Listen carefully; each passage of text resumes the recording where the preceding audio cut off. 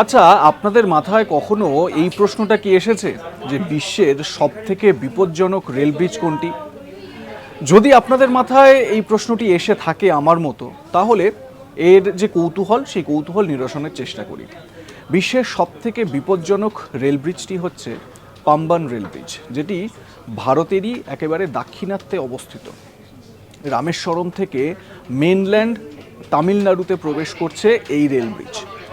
2 kilometre বিস্তৃত, সমুদ্রের ওপর 2 কিলোমিটার বিস্তৃত হচ্ছে গিয়ে এই রেল ব্রিজটি।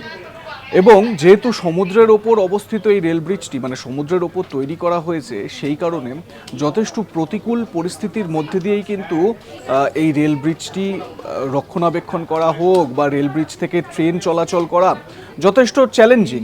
তার কারণ একদিকে যেরকম সমুদ্রের একটা প্রভাব থাকে, তার পাশাপাশি প্রবল বাতাস বা প্রবল হাওয়া সেখান থেকে বয়। তো সেই কারণে প্রচণ্ড চ্যালেঞ্জিং একটা পরিবেশের মধ্যে দিয়ে এই রেল ব্রিজটিতে যারা রেলে সফর করেন সেই সময়ের মধ্যে দিয়ে যেতে হয়, এবং রক্ষণাবেক্ষণ করাও বেশ চ্যালেঞ্জিং একটি বিষয়। 1914 সালে এই রেল ব্রিজটি চালু হয়েছিল। তার পরবর্তী সময় 1988-তে, মানে স্বাধীনতা পরবর্তী পরিস্থিতিতে, সেখান থেকে একটি সড়ক যোগাযোগের ব্যবস্থাও চালু করা হয়। ইন্টারেস্টিং না? এই ধরনের ইন্টারেস্টিং বিভিন্ন ফ্যাক্টস জানার জন্য সাবস্ক্রাইব করুন আজ তাক বাংলা।